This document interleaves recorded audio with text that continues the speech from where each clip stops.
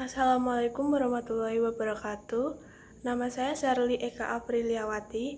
Saya absen 34 dari kelas 11 MIPA 4. Saya akan mempresentasikan tentang revolusi menegakkan panji-panji NKRI. Revolusi menegakkan panji-panji NKRI. Kondisi awal Indonesia merdeka. Secara politis, keadaan Indonesia pada awal kemerdekaan belum begitu mapan. Ketegangan, kekacauan, dan berbagai insiden masih terus terjadi. Hal ini tidak lain karena masih ada kekuatan asing yang tidak rela kalau Indonesia merdeka. Sebagai contoh, rakyat Indonesia masih harus bentrok dengan sisa-sisa kekuatan Jepang. Indonesia juga harus berhadapan dengan tentara Inggris atas nama sekutu dan juga tentara Nika. Kondisi perekonomian negara masih memprihatinkan, sehingga terjadi inflasi yang berat. Inilah yang menyebabkan Jakarta semakin kacau, sehingga pada 4 Januari 1946, Ibu Kota Republik Indonesia pindah ke Yogyakarta. Pada tanggal 1 Oktober 1946, Indonesia mengeluarkan uang RI yang disebut ORI. Dalam hal pendidikan, pemerintah mulai menyelenggarakan pendidikan yang diselaraskan dengan alam kemerdekaan. Kedatangan Sekutu dan Belanda. Sekutu masuk ke Indonesia dibonceng oleh tentara Nika. Mereka masuk melalui pusat pemerintahan pendudukan Jepang seperti Jakarta, Semarang, dan Surabaya. Setelah Perang Dunia Kedua, terjadi perundingan Belanda dengan Inggris di London yang menghasilkan Civil Affairs Agreement. Louis membentuk pasukan komando khusus yang disebut AFNEI di bawah pimpinan Letnan Jenderal Sir Philip Christison. Merdeka atau mati. 1. Perjuangan rakyat Semarang dalam melawan tentara Jepang. Wongsonegoro selaku pimpinan pemerintahan di Semarang mengeluarkan pernyataan atau perintah sebagai berikut. Berdasarkan atas pengumuman Panitia Persiapan Kemerdekaan Indonesia dan Komite Nasional di Jakarta, maka dengan ini kami atas nama rakyat Indonesia mengumumkan sementara aturan-aturan pemerintahan untuk menjaga keamanan umum di daerah Semarang. 1. Mulai hari ini tanggal 19 Agustus 1945 jam 13.00, pemerintah RI untuk daerah Semarang mulai berlaku. 2. Terhadap segala perbuatan yang menentang pemerintah RI akan diambil tindakan yang keras. 3. Senjata api, kecuali yang di tangan mereka yang berhak memakainya, harus diserahkan kepada polisi. 4. Hanya bendera Indonesia merah putih yang boleh berkibar. 5. Terhadap segala perbuatan yang mengganggu ketentraman dan kesejahteraan umum diambil tindakan keras. 6. Selanjutnya, semua penduduk hendaknya melakukan pekerjaannya sehari-hari sebagaimana biasa. Semarang, 19 Agustus 1945.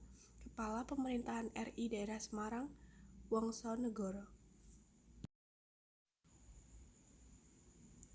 2. Pengambil alihan kekuasaan Jepang di Yogyakarta. Pada tanggal 5 Oktober 1945, gedung Chokan Kantai berhasil direbut dan kemudian dijadikan sebagai kantor Komite Nasional Indonesia Daerah. 1 hari setelah perebutan gedung, para pejuang Yogyakarta ingin melakukan perebutan senjata dan markas Osabutai di Kota Baru. 3. Arek-arek Surabaya untuk Indonesia. Arek Surabaya berhasil menyerbu dan menguasai markas Kempetai yang terletak di depan kantor Gubernur Surabaya. Semua senjata Jepang dilucuti. Pertempuran meluas ke markas Angkatan Laut Jepang di Embong Wungu. Markas Jepang ini juga berhasil dikuasai para pejuang. Gudang peluru di Gedung Cowek juga berhasil direbut oleh arek-arek Surabaya. 4. Pertempuran Palagan Ambarawa. Pimpinan pasukan TKR Purwokerto, Kolonel Sudirman, turun langsung memimpin pasukan. Sudirman menyodorkan taktik perang supit urang. Taktik ini segera diterapkan. Musuh mulai terjepit dan situasi pertempuran semakin menguntungkan pasukan TKR. Latar belakang peristiwa ini dimulai dengan insiden yang terjadi di Magelang sesudah mendaratnya Brigade Artileri dari Divisi India ke-23 di Semarang pada tanggal 20 Oktober 1945. Pertempuran Medan Area. Tim dari Rapui telah mendatangi kamp-kamp tawanan di Pulau Brayan, Saintis, Rantau Prapat, Memantang Siantar, dan Brastagi untuk membantu membebaskan para tawanan dan dikirim ke Medan atas persetujuan Gubernur M. Hasan. Ternyata kelompok itu langsung dibentuk menjadi Badan Batalion KNIL. 6. Bandung Lautan Api.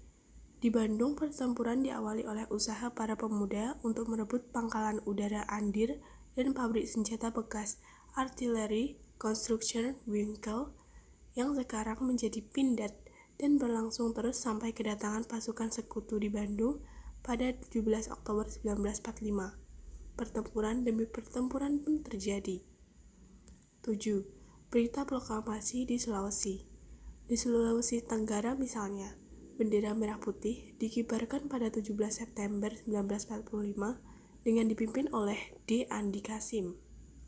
Di La Susua, bendera merah putih dikibarkan pada 5 Oktober 1945 yang dihadiri oleh kepala distrik Pertampanua dan beberapa pimpinan pemuda RI dari Luwu.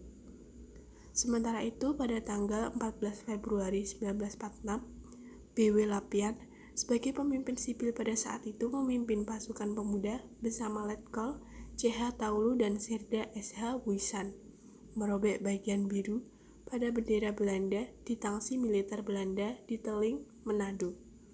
Peristiwa heroik itu menandai berkibarnya bendera merah putih. 8. Operasi Lintas Laut Banyuwangi, Bali. Operasi Lintas Laut Banyuwangi Bali merupakan operasi gabungan dan pertempuran laut pertama sejak berdirinya negara Republik Indonesia.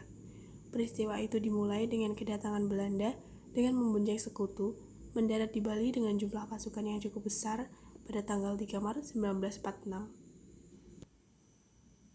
Antara perang dan diplomasi. 1. Rangkaian Perjanjian Linggarjati. A. Perundingan awal di Jakarta pada tanggal 10 Februari 1946. Dalam perundingan ini, Van Mook selaku wakil dari Belanda, Inggris mengirim Sir Archibald Clark Kerr Sultan Syahrir selaku wakil dari Indonesia. Isi pokoknya antara lain sebagai berikut. 1. Supaya pemerintah Belanda mengakui kedaulatan Vankori RI atas Jawa dan Sumatera. 2. Supaya RI dan Belanda bekerja sama membentuk RIS. Dan 3. RIS bersama-sama dengan Nederland, Suriname, dan Curaçao menjadi peserta dalam Ikatan Kenegaraan Belanda. B. Perundingan Hoog-Veluwe pada April 1946. Pada kesempatan ini, Syahrir mengirim 3 orang delegasi dari Jakarta, yaitu Mr. W. Suwandi, Dr. Sudarsono, dan A.K. Pringgodikdo. Dari Belanda, hadir 5 orang yaitu Van Mook, J.H. van Rooyen, J.H. Logeman, Willem Drees, dan Schermerhorn. Perundingan tersebut untuk menyelesaikan perundingan yang tidak tuntas saat di Jakarta.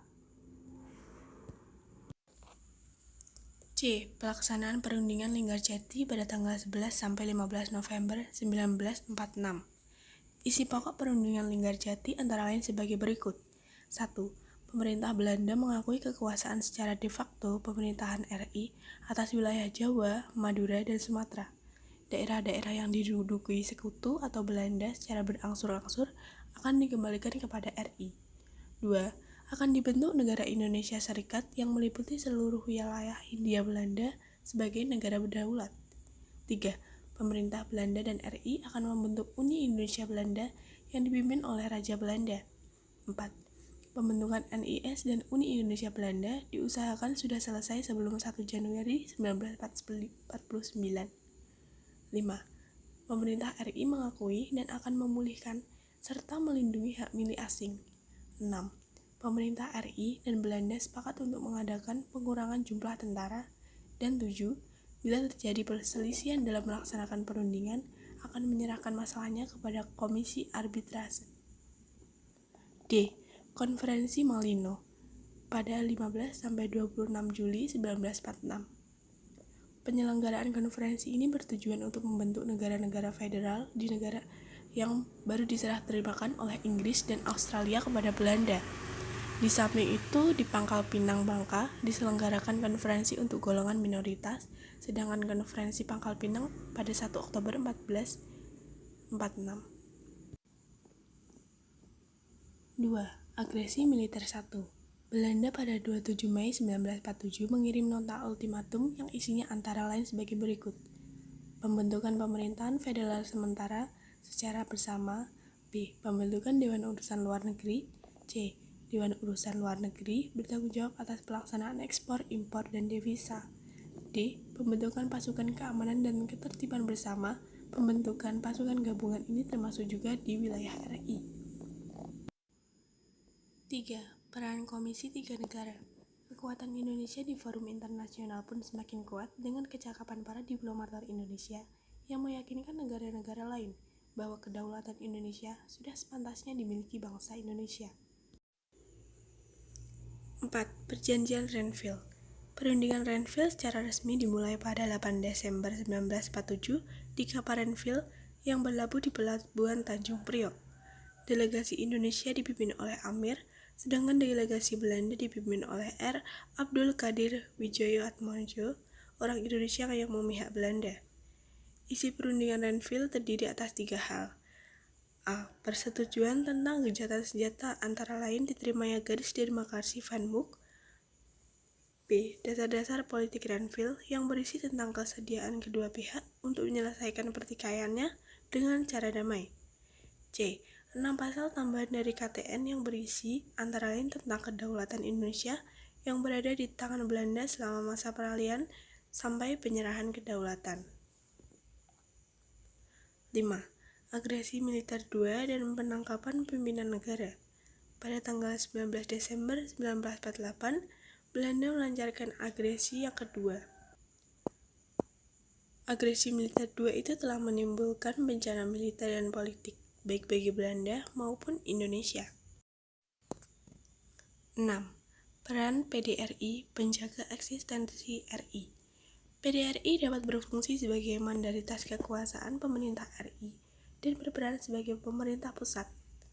PDRI juga berperan sebagai kunci dalam mengatur arus informasi, segala mata rantai komunikasi tidak terputus dari daerah yang satu ke daerah yang lain. 7. Tetap memimpin gerilya. Dalam gerakan gerilya dengan satu paru-paru itu, Sudirman kadang harus ditandu atau dipapak oleh pengawal pasukan, naik gunung, turun jurang, juga harus memimpin pasukan, memberikan motivasi tegaknya panji-panji NKRI. 8. Serangan umum 1 Maret 1949. Pada tanggal 1 Maret 1949 dini hari sekitar pukul 6, sewaktu sirine berbunyi sebagai tanda berakhirnya jam malam, serangan umum dilancarkan dari segala penjuru. Letkol Soeharto langsung memegang komando menyerang ke pusat kota. Serangan umum ini ternyata sukses. 9. Persetujuan Rumroyen. Amerika Serikat bersikap tegas dan terus mendesak agar Belanda mau melaksanakan resolusi pada tanggal 29 Januari. Amerika Serikat berhasil mendesak Belanda untuk mengadakan perundingan dengan Indonesia tanggal 7 Mei 1947 tercapai persetujuan Rumroyen. 10. Jogja kembali. Sebagai pimpinan inspektur upacara adalah Syarifuddin Prawiranegara. Pada kesempatan itu pula, Syarifuddin secara resmi menyerahkan kembali mandatnya kepada Presiden RI Soekarno. Dengan demikian, berakhirlah PDRI yang selama 8 bulan memperjuangkan dan mempertahankan eksistensi RI. 11. Konferensi Inter-Indonesia. Juli dan Agustus 1949 diadakan Konferensi Inter-Indonesia. Dalam konferensi itu, diperlihatkan bahwa politik divide et impera Belanda untuk memisahkan daerah-daerah di luar wilayah RI mengalami kegagalan. 12. Konferensi Meja Bundar. Indonesia telah menetapkan delegasi yang mewakili KMB, yaitu Muhammad Hatta, Muhammad Rum, dan Muhammad Supomo, Dr. Jenderal Laimena, Mr. Ali Sastromijoyo, Dr. Sukiman, Insinyur Juanda, Dr. Sumito, Mr. Suyono, Mr. Aka Pringgodikdo, TP Simatupang, dan Mr. Sumardi.